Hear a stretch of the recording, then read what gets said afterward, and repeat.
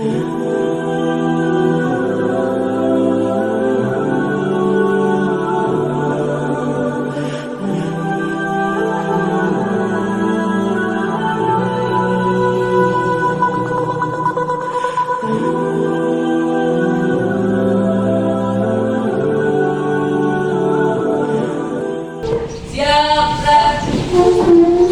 salam. Assalamualaikum warahmatullahi wabarakatuh.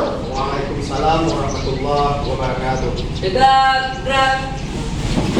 Baik ya. Pada hari ini kita kembali mengikuti proses belajar pada hari ini. Namun sebelumnya, sebelum kita mulai belajar, mari sama-sama kita berdoa dulu ya, doa belajar agar pelaksanaan pada hari ini dapat berkah dari Allah. Semoga dengan doa doa nanti Allah membuka pintu hati dan pintu pikiran kita, sehingga apa yang kita sampaikan pada hari ini dapat kita terima dengan mudah dan kita amalkan dalam kehidupan sehari-hari. Baik ya. Coba Pak kita akan keluar kelas untuk memimpin doanya. Bismillahirrahmanirrahim. Rabbi zidni ilman warzuqni fahman. Rabbi shrah li sadri wa yassir li amri wahlul 'uqdatam min lisani yafqahul qawli. Amin ya rabbal alamin. Amin ya rabbal alamin. Karena kenapa setiap perbuatan yang kita laksanakan, tentu kita sebagai umat muslim diawali dengan sebuah doa ya, baru kita berikhtiar. Karena seseorang yang berikhtiar tanpa doa itu merupakan orang yang sombong ya.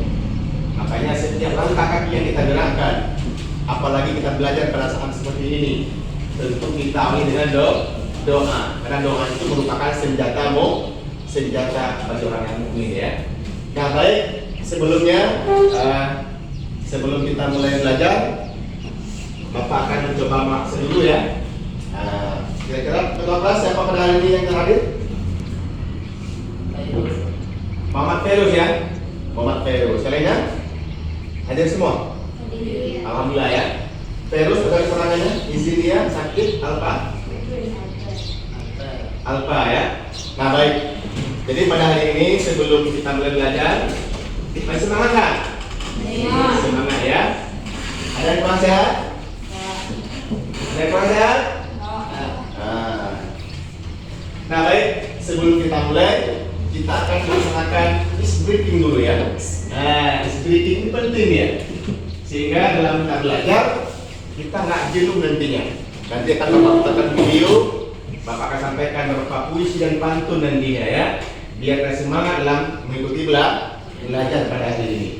Nah, ice breathing kita pada hari ini kita hanya tepuk tangan saja ya, tepuk anak saleh. Kita mulai. Tepuk anak saleh. Nah baik, sebelum kita melihat materi pada hari ini, Bapak ingin menanyakan sebentar nih ya, sedikit kepada kalian semua, para Bapak yang soleh-soleha ya, yang ganteng, yang cantik. Nah kira-kira pada pertemuan yang lalu materi apa yang kita belajar? Apa? Materi apa? Bagus sekali. Beri dia dulu. Beri dia W. Beri dia O. Beri dia W. Beri dia O.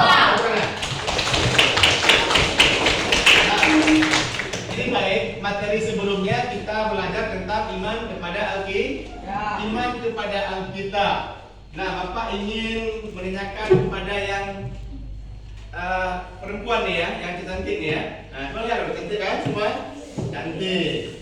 Nah, kira-kira pada pertemuan yang lalu Bapak ada menyampaikan materi iman kepada Alkitab, menyebutkan ada 4 kitab pada hari yang sebelumnya. Coba sebutkan satu kitab. Yang pertama kitab? Kitab apa? Taurat. Bagus, kita pegang dulu. Yang kedua, kitab Zabur. Bagus sekali. Beri dia W dulu. Beri dia W. Beri dia O. Beri dia W. Beri dia O. Yang kedua kitab Zabur. Yang ketiga, siapa kira-kira yang tahu? Kitab? Yang ketiga? Kitab? Luar biasa, kitab Injil. Tepuk tangan dulu. Yang ketiga, kemarin kita sampaikan kitab yang wajib kita imani, kitab Injil. Dan terakhir ini, kalau ada yang tahu, rugi jadi umat Islam nih. Kitab apa? Kitab Al-Quran. Bagus sekali. Tepuk tangan. Nah, ini kan materi kemarin yang telah kita kupas tentang iman kepada Alkitab. Ya, ada 4 kitab yang wajib kita imani ya. Kitab Injil, kitab Zabur, kitab Taurat, kitab Injil, dan kitab Al-Qur'anul Karim. Nah, kemarin juga Pak sampaikan bahwa setiap nabi itu diberikan amanah oleh Allah. Diberikan kitab. Contohnya kitab Al-Qur'an diberikan kepada Nabi Muhammad SAW. Nah, pada materi yang lalu juga Bapak menyinggung bahwa setiap 4 kitab itu wajib kita imani, walaupun yang ketiganya ini bukan kitab kita, ya. Misalnya kitab Injil itu, Injil merupakan kitab umatnya Nabi Isa alaihissalam. Namun kita wajib mengimani, namun tidak wajib mengamalkan. Kitab Zabur kita wajib mengimaninya, meyakininya, namun tidak ada kewajiban kepada kita untuk mengamalkannya. Dan kitab Taurat lagi, sebuah kitab yang Allah turunkan yang wajib kita imani, namun tidak wajib kita amalkan. Namun ada satu kitab yang Allah turunkan kepada Nabi Muhammad yang wajib kita imani sekaligus kita amalkan dalam kehidupan kita sehari-hari. Namanya kitab Al-Qur'an. Nah, sebelum kita lanjutkan materi pada hari ini, Bapak akan menampilkan sebuah tayangan video pembelajaran. Tolong kalian simak pakai bagus-bagus. Nanti akan Pak tanyakan ya materi yang disampaikan pada hari ini. Nah, ikuti video berikut ini. Assalamualaikum warahmatullahi wabarakatuh. Nabi dan Rasul panutanku.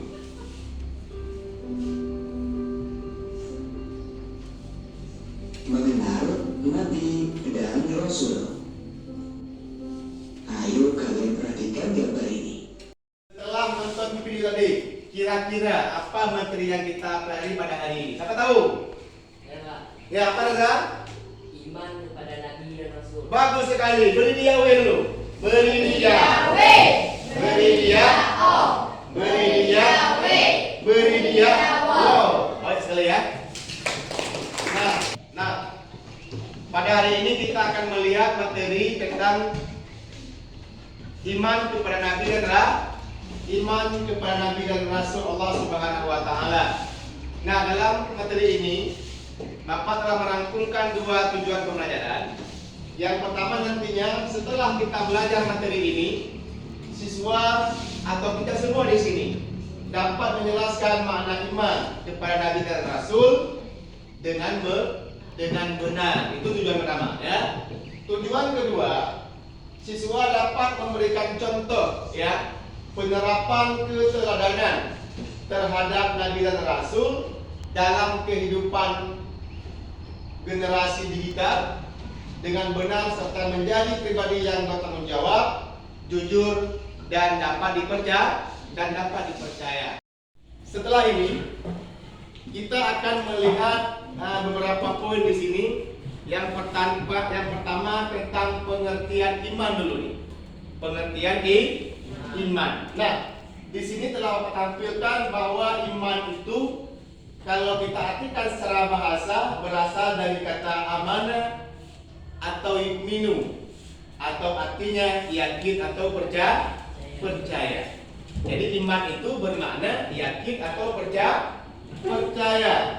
Nah, kalau kita kaitkan dengan iman kepada Nabi dan Rasul, ya, bahwa kita meyakini kita percaya dengan sungguh hati ya bahwa Nabi dan Rasul Allah turunkan itu untuk menyampaikan risalah, menyampaikan sesuatu perintah Allah kepada kita. Jadi tujuan Nabi dan Rasul itu kalau kita lihat secara di sini bahwa Nabi menyampaikan wahyu kepada umat manusia, menyampaikan segala bentuk hukum dan sebagainya kepada kita bersama, maka Allah utuskan seorang nabi atau rasul ke permukaan bumi ini.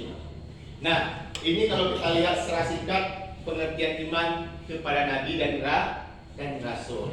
Baik, sebelum Bapak lanjutkan materi ini, kira-kira ada yang bertanya? Ya, Pak. Ya, silakan.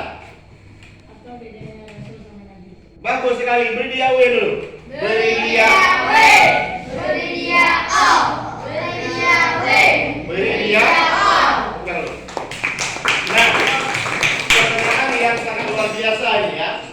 Dia bertanya tadi, Pak, apa beda Nabi dan Rasul? Nah, kira-kira sebelum Bapak menjawab, ada nggak yang bisa menjawab? Ada nggak? Kamu? Tidak ada. Siapa kira-kira yang bisa menjawab perbedaan Nabi dan Rasul? Ada nggak? Tidak ada, baik ya. Nah, coba akan Bapak menjelaskan sedikit perbedaan Nabi dengan Rasul. Memang dua kata ini seringkali bergandengan ya, Nabi dan sendiri Rasul.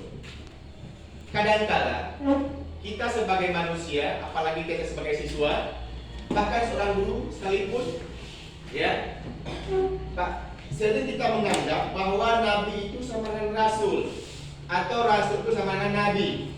Nah, anggapan itu salah. Dia ada perbedaan Nabi dengan Rasul. Apa bedanya? Nah, salah satu perbedaan yang sangat signifikan antara Nabi dan Rasul adalah kalau Nabi setelah menerima wahyu itu tidak ada kewajiban dari Allah untuk menyampaikan kepada umatnya. Itu bedanya. Nabi setelah menerima wahyu dari Allah tidak ada kewajiban menyampaikan wahyu itu kepada umat. Nah, sementara Rasul adalah setelah menerima wahyu dari Allah, Rasul berkewajiban menyampaikan kepada umat. Nah, itu satu daripada berbagai macam perbedaan Nabi dan Rasul. Bapak ulang, perbedaannya Nabi setelah menerima wahyu tidak ada kewajiban menyampaikan kepada umat, sementara Rasul setelah menerima wahyu berkewajiban untuk menyampaikan kepada umat. Itu yang pertama. Yang kedua, setiap yang menjadi nabi belum tentu menjadi rasul, dan setiap yang rasul itu sudah barang tentu ianya nabi. Paham kira? Paham? Bapak ulang perbedaannya. Setiap yang menjadi nabi belum tentu menjadi rasul. Namun setiap yang telah diutuskan sebagai rasul sudah barang tentu ianya nabi.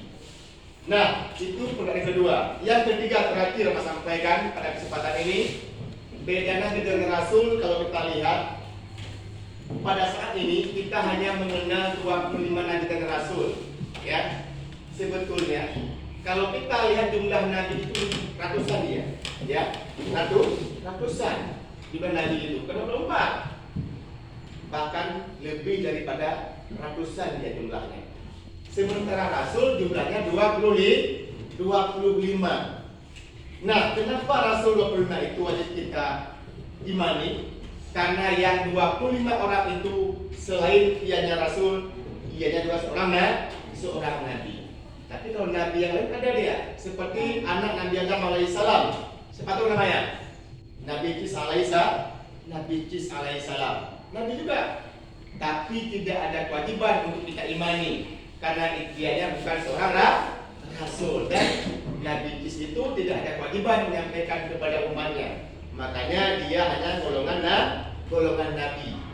Sementara Nabi Adam, Idris, Nuh dan Saleh hingga Nabi Muhammad, ianya golongan Nabi sekaligus golongan Rasul. Baik, ya. Pada poin tadi kita belajar tentang iman kepada Nabi, pengertian iman kepada Nabi dan Rasul. Pada poin kedua ini kita akan melihat tugas Nabi dan Rasul. Artinya Allah mengkhususkan Nabi dan Rasul itu memiliki tugas masing-masing. Dari berbagai macam tugas Nabi dan Rasul dirangkumlah kepada 4 tugas yang sangat luar biasa Allah berikan kepada Nabi dan Rasul. Yang pertama, apa tugasnya? Sebagai saksi bagi umatnya nanti di padang mahsyar. Di sini kita lihat di hari akan kelak setiap Nabi dan Rasul akan menjadi saksi bagi umatnya pada waktu itu. Ya, dapat diketahui siapa yang benar-benar mengikuti Nabi dan Rasul serta siapa yang hanya mengikuti Nabi dan Rasul. Nah, ini maksudnya gini. Kita sekarang sering sekali ya membuat sebuah pernyataan bahwa saya umat Nabi Muhammad. Ya, sering kan? Umat siapa? Umat Nabi Muhammad. Tapi tidak kita buktikan dengan perbuatan kita. Salah satu contohnya yang sangat sederhana, kita enggan berselawat. Jadi kata Nabi, orang yang tidak berselawat kepadaku, saya pastikan tidak kelak tidak mendapat syafaat dariku. Jadi salah satu bukti kita umat Nabi, umat Rasul, umat Nabi Muhammad berselawat kepada Nabi dan Rasul. Karena pahala salawat ini sangat besar dia. Dalam sebuah riwayat, malaikat Jibril datang kepada Nabi Muhammad SAW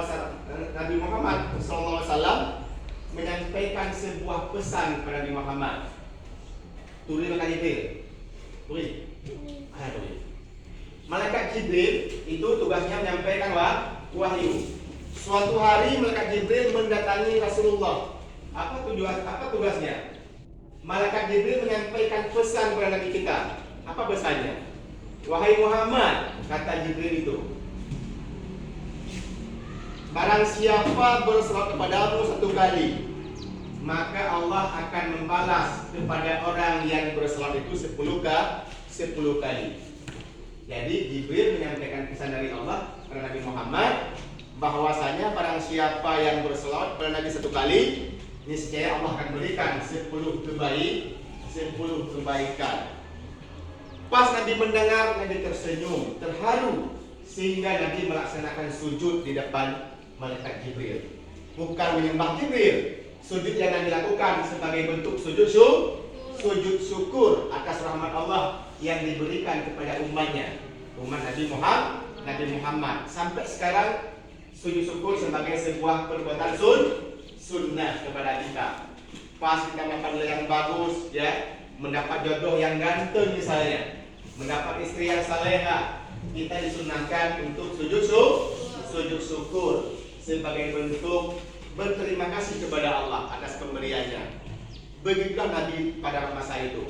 Ketika Nabi mendengarkan sebuah ucapan dari Jibril bahwasanya, wahai Muhammad, barang siapa yang berselawat kepadamu 1 kali, maka Tuhanmu, maka Allah akan membalas kepada orang yang berselawat 10 kali. Nah, kita kembali pada pelajaran bahwa sebagai satu bukti kepada kita cinta kepada Nabi dan Rasul, salah satunya kita memperbanyak salawat. Jadi poin kedua di sini, tugas Nabi dan Rasul adalah sebagai pemberi kabar gembira. Tugas ketiga sebagai pemberi kabar peringatan, dan yang keempat sebagai juru dakwah di sini. Nah, baik, Bapak akan menjelaskan sedikit ya, apa yang maksud dengan sebagai pemberi kabar gembira di sini, ya, bahwa Nabi menyampaikan kepada umat-umat yang beriman, orang-orang yang saleh, bahwa Allah telah mempersiapkan surga untuknya nanti di hari akhir kelak nantinya. Kabar gembira yang Allah Nabi berikan adalah Allah mempersiapkan sebuah tempat yang penuh kenikmatan yang namanya surga kepada orang yang beriman dan beramal saleh. Itu kabar gembira yang disampaikan. Kemudian ada pemberi kabar peringatan. Nah, kabar pun di sini kebalikan daripada kabar gembira. Nabi akan menyampaikan sebuah pesan kepada orang yang bermaksiat, orang yang tidak patuh kepada Allah terhadap siksaan neraka. Nah, ini disampaikan sebagai pemberi kabar peringatan ya. Karena di neraka itu sebuah tempat yang sangat menyeramkan, sebuah tempat yang penuh dengan penyiksaan ya. Walaupun kita belum pernah masuk ke neraka, alhamdulillah ya. Tapi dalam sebagai orang sampaikan neraka itu sebuah tempat yang abadi nantinya, yang kekal bagi orang-orang yang tidak beriman kepada Allah. Nah, baik, dan yang terakhir tugas Nabi dan Rasul di sini adalah sebagai juru dakwah. Apa maknanya? Allah mengutuskan Nabi dan Rasul ke permukaan dunia ini, salah satu tugasnya adalah untuk menyampaikan hukum Allah, untuk menyampaikan sebuah ketentuan Allah kepada umatnya. Makanya Allah utuskan seorang Nabi dan Rasul ke permukaan bumi ini untuk menyampaikan risalah kepada kita, ya, mengajak kepada kita kepada hal yang kebaikan dan mencegah kita kepada hal yang kemungkaran. Itulah salah satu tugas Nabi yang disampaikan sebagai juru dakwah. Ya, kalau dia dakwah apa nih? Itu ada juga, ya. Tapi tugas umumnya adalah Allah mengutus Nabi dan Rasul untuk menyampaikan hukum-hukum Allah kepada kita, kepada umatnya. Baik. Iman kepada Nabi dan Rasul, Bapak akan mengambilkan beberapa kesimpulan pada materi ini. Kesimpulan pertama bahwa pengertian iman itu secara bahasa artinya yakin atau percaya. Nah, kesimpulan kedua bahwa Allah mengutuskan Nabi dan Rasul itu untuk menyampaikan sebuah ketentuan atau sebuah hukum dari Allah kepada umat manusia. Nah, mungkin ada dua kesimpulan yang saya sampaikan pada hari ini. Selanjutnya kita akan menonton sebuah video, ya.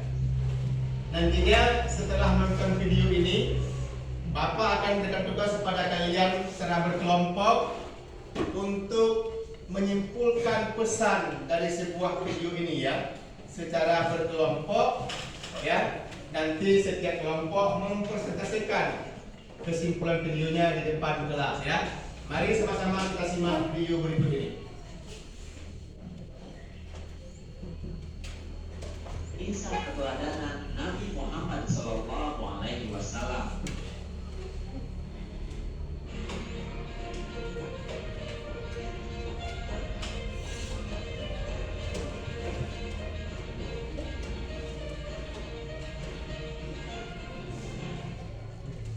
Nabi Muhammad SAW lahir di kota Mekah Al-Mukarramah.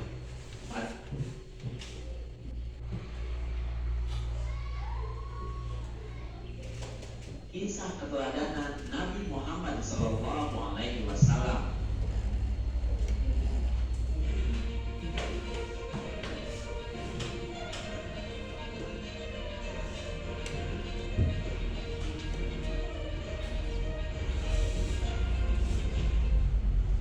Nabi Muhammad SAW lahir di kota Mekah Al-Mukarramah pada hari Senin, tanggal 12 Rabiul Awal, bertepatan dengan tahun gajah atau 20 April 571 Masehi.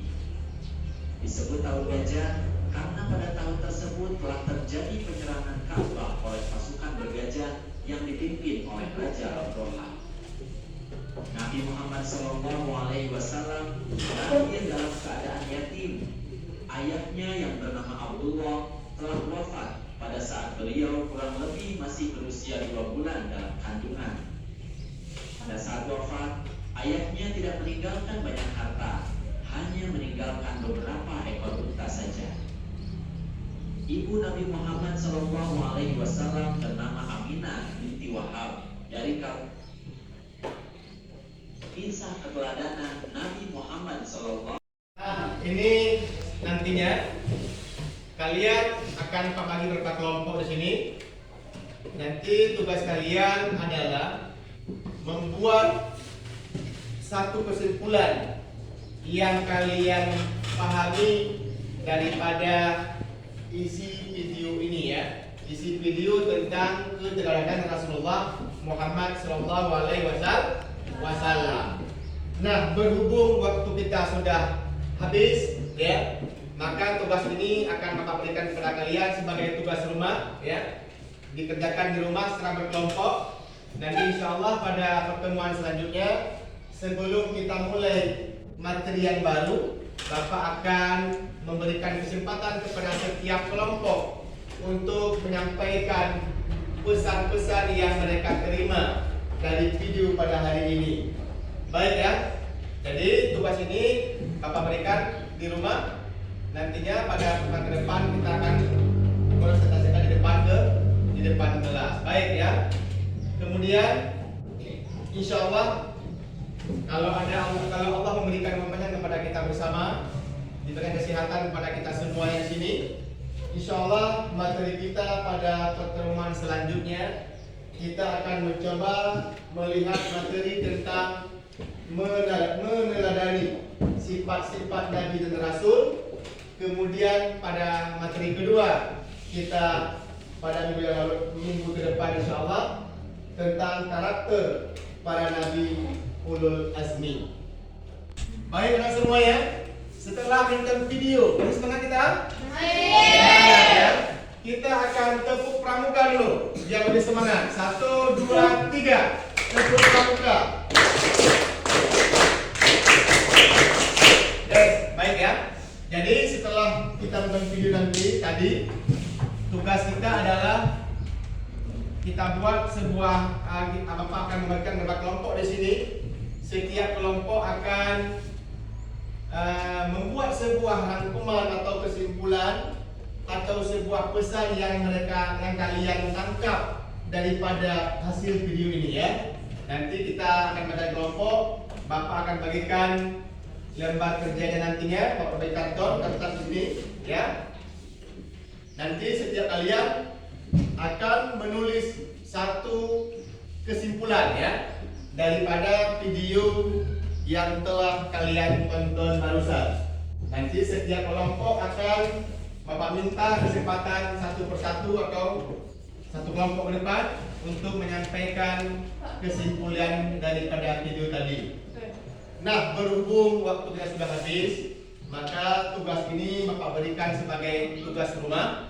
Nantinya pada pertemuan selanjutnya, sebelum kita mulai materi, Bapak akan memberikan sebuah kesempatan kepada setiap kelompok untuk mempresentasikan hasil kesimpulannya di depan kelas nanti insyaallah. Nah, baik, di akhir pertemuan kita pada hari ini, Bapak ingin menyampaikan sedikit materi yang akan kita bahas pada pertemuan selanjutnya. Di sini ada 2 poin yang telah Bapak rangkum pada pertemuan selanjutnya. Yang pertama kita akan melihat materi tentang meneladani sifat-sifat Nabi dan Rasul. Dan yang kedua materinya adalah karakter para Nabi Ulul Azmi. Nah, inilah materi yang insya Allah akan kita bahas pada pertemuan selanjutnya. Baik, untuk hari ini Bapak ingin menyampaikan terima kasih dan kepada kita semua yang telah sama-sama kita mengikuti proses belajar pada hari ini. Semoga ya apa yang Pak sampaikan pada hari ini menjadi bekal untuk kita semuanya, baik bagi Bapak ataupun bagi anak semuanya. Dan harapan kita bahwa kegiatan kita pada hari ini memperoleh amal ibadah di sisi Allah Subhanahu wa taala. Amin ya. Nah, akhirul kalam Bapak akhiri, wabillahi taufik wal hidayah. Wassalamualaikum warahmatullahi wabarakatuh. Waalaikumsalam warahmatullahi wabarakatuh.